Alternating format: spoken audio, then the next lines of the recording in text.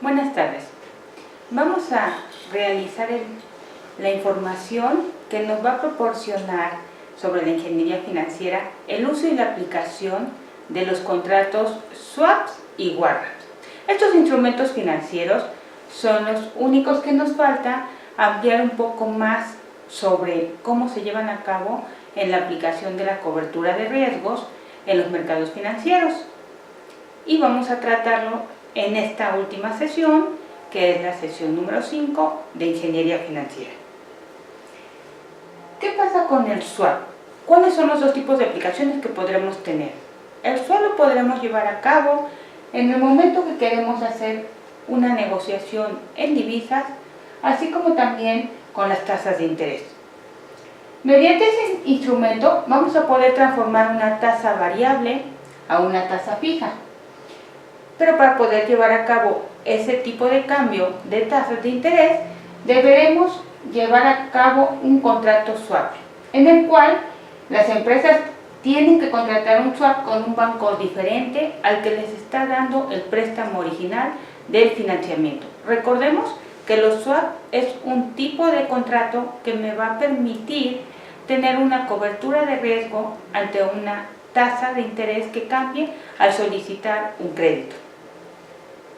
Vamos a dar un ejemplo de swapción, que fue el término que se comenzó a discutir en la sesión número 4 y sobre todo para poder ya ejemplificar la conceptualización del swap y su aplicación. Una empresa tiene una deuda de 150 millones de pesos a una tasa variable de tasa interés interbancaria de equilibrio más de 4.5% anual, a un plazo de 8 años.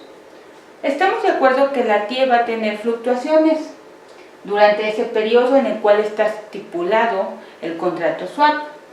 Esto quiere tener certidumbre del flujo de intereses que va a pagar durante toda la vida de este crédito para poder saber la empresa cuánto es lo que tiene que estar cubriendo.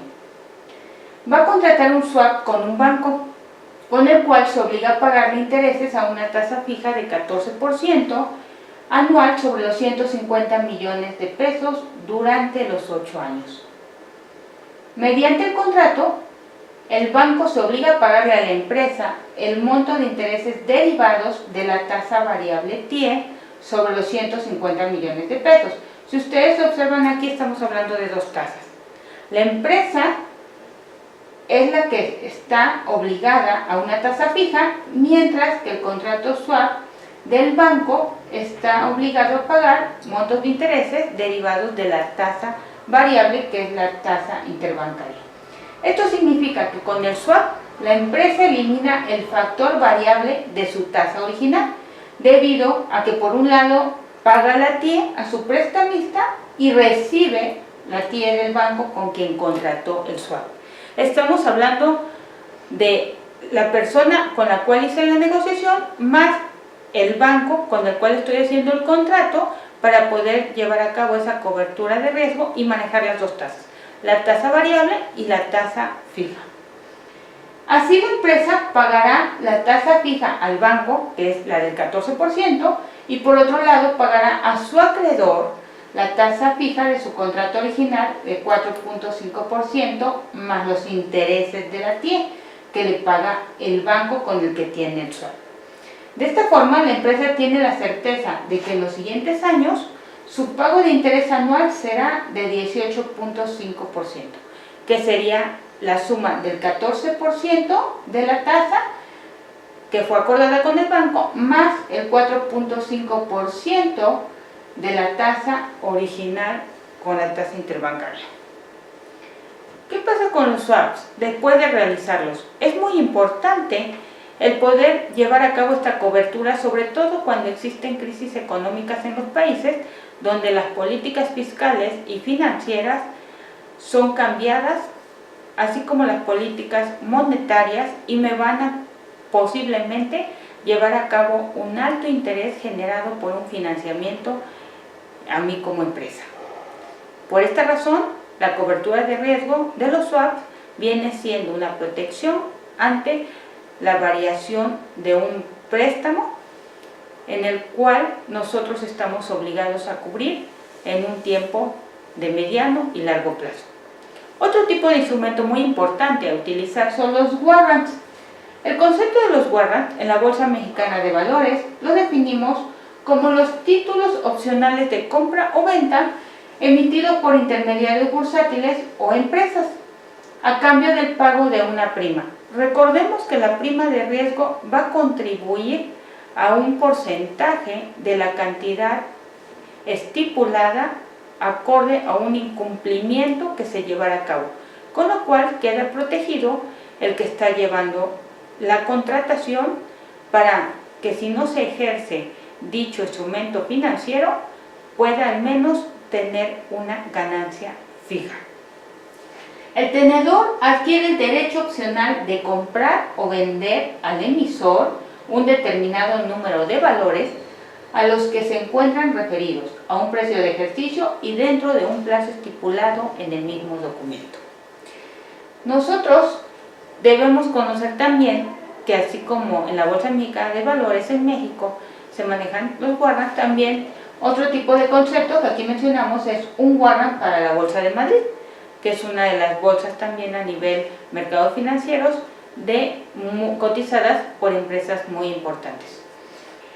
Es un valor negociable emitido por una entidad a un plazo determinado que otorga el derecho y no la obligación mediante el pago de un precio a comprar, warrants tipo call, o vender warrants tipo put, una cantidad específica de un activo subyacente a un precio prefijado a lo largo de toda la vida del mismo o en su vencimiento según su estilo. Algo muy importante aquí, recuerden que hablamos que la ingeniería financiera surgió por la complejidad de las operaciones en los mercados financieros. Si ustedes identifican, cuando hablamos del tema de las opciones, en otras sesiones hablamos de las opciones americanas y europeas y que se clasificaban en put y en call. Si determinan aquí en la Bolsa de Madrid lo que es el instrumento financiero warrant, lo están combinando ya con las opciones. Es un tipo de instrumento financiero combinado, mezclado con distintas operaciones, como es un warrant tipo call, que es la contratación para el manejo del instrumento financiero que va a permitir cubrir de la variación del precio que tendríamos como riesgo al encontrarse una volatilidad del precio de las acciones si las acciones fueran el bien subyacente, pero que a su vez lo estamos mezclando con una compra call como si fuera una opción o una venta put como también dijéramos si fuera una opción de venta. Por eso se habla en el warrant también de tener el derecho más no la obligación, aquel que tenga el contrato, que se le llama el tenedor. Si un warrant es de compra, recibe el nombre de call warrant, y si es de venta, será un put warrant. El warrant, al igual que las opciones, aquí hacemos énfasis, que ya es la combinación de ambos instrumentos financieros, dan al poseedor la posibilidad de efectuar o no la transacción asociada, y a la otra parte la obligación de efectuarla. El hecho de efectuar la transacción recibe el nombre de ejercer el warrant. Los warrants vamos a clasificarlos como productos financieros ya más complejos. De ahí que el problema a la hora de clasificarlos se acreciente ante la cantidad de modalidades de valores negociables. Sin embargo, la convicción de clasificación más común que encontramos es la que vamos a mencionar a continuación. El warrant de compra. Estos le dan derecho a su tenedor a comprar el activo al precio de ejercicio. La liquidación se produce, si es positiva, entre la diferencia entre el precio de liquidación y precio del ejercicio. Recordemos, si nosotros estamos llevando a cabo una compra de un activo subyacente como son acciones o futuros a través de un contrato de warrant, me va a dar el derecho, si en mi caso soy el que tengo el contrato de la adquisición de las acciones, pero no voy a tener la obligación de ejercerla. Si ya existe una diferencia entre el precio del valor de las acciones que se estipulan en el contrato del warrant con respecto al precio que se está llevando en el mercado bursátil y existe una ganancia para mí, podré llevar a cabo el ejercer dicho contrato, que es el instrumento financiero. Y le llamaré un warrant de compra porque voy a adquirir el número de acciones estipuladas en el contrato que realicé con una fecha previa al momento en que yo estoy observando el diferencial del precio de la acción en el mercado con el del ejercicio que tengo estipulado en el contrato. Warrant de venta. Estos le dan derecho a su tenedor a vender el activo al precio de ejercicio. La liquidación se produce, si es positiva, entre la diferencia en el precio de ejercicio y el precio de liquidación. Veamos ahí que están cambiando. Ya no es como en el de arriba, el de compra, que se ve en la diapositiva, que es el precio de liquidación y el precio de ejercicio. El precio de liquidación es el precio que está en el mercado bursátil. El precio de ejercicio es el que yo tengo estipulado en mi contrato. En el caso del warrant de venta, que yo quiero vender, como menciona ahí, el activo al precio que tengo en el contrato, si existe una diferencia entre el precio de ejercicio, el que yo pacté, y el precio de liquidación, el que existe en el mercado bursátil, ahí es donde yo podré tener también una ganancia. Otros tipos de warrant es el warrant a la